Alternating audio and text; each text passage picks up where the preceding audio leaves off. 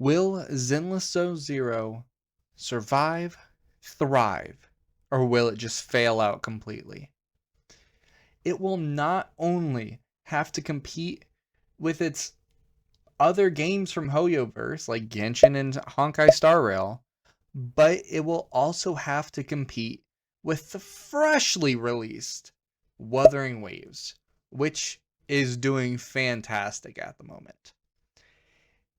So, Zenless Zone Zero has had a lot of basic gameplay issues that people immediately denounced as worthless and unfun, um, and calling it kind of like a mishmash of both Genshin and Honkai Star Rail. The TV system alone was really turned people off because of how uninteresting and how unfun that whole mechanic was. They had the idea of trying to do some kind of simulated universe, but their version. But from what I've seen of it, unless they did some major changes, it's not going to turn out well on release. They need to do a complete overhaul, which I heard they did some good things, but they need to focus on how the players are going to view it. They don't want to play game Inception where you're playing on a screen that's getting into another screen. It's supposed to be an action combat game. So why are you taking away the combat from as much as you are? It just doesn't make any sense. Now, talking about Wuthering Waves, they made a very strategic move where they pushed up their release date of 1.1 so it didn't coincide with the Zenless Zone Zero release date. This was a major power move on Wuwa's side. Because of this, unless Zenless Zone Zero delays or also pushes up their date, which I highly doubt they will, they were going to get trapped in a constant battle for every patch where they're going to be fighting for dominance on who's going to be the most popular game for that period, that update period. Now they're kind of staggered, and it's not so much competing, but more like fighting side by side.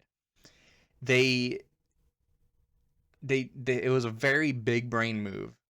With how generous Wuthering Waves has been, it's very hard to pull a player base and have them not go back to it because of all the generosity, all the free pulls and apology compensations that they've been giving out. They've pretty much locked down a good player base at the moment. I will say their first little mini event that they released was really underwhelming, really boring. It was just another running puzzle thing that is already in the game. I'm not really going to take it too much to heart because it's just something to hold us over until 1.1. So we can't really complain too much. ZZZ also has to change their energy system because as it stands, they're not very player friendly with it. You'll have to log in twice a day, and people want to play games to have fun, not to feel like they're in a job. They need to up the energy cap, so you only have to log in once a day and be fine. Otherwise, it's really going to turn people away from the game when they have to log in the morning, log in at night before they go to bed. They need to be able to log in once a day when they have time. Players, they only have so much time in the day when they have other things they got to do. They got jobs, some have kids, some have loved ones. They can't just play this game whenever they want. They really need to focus on keeping the player base before the game even comes out. The fierce competition that is going on, people only have so much money, like I said, so much time in the day. They can only play so many gacha games. You have to make sure that you give them something else that the others don't. Wuthering Waves has fantastic combat. Honkai Star Rail has great story. Genshin Impact has somewhat good exploration as well as good story. They're an instance-based game, so you can't really talk about the exploration. I'm not sure how the story is because not a lot has been revealed, but the combat, it's all fine and good, but the enemies that they are fighting don't seem challenging at all. They are just hitting their head against the wall until they win. They're not getting put in any real danger.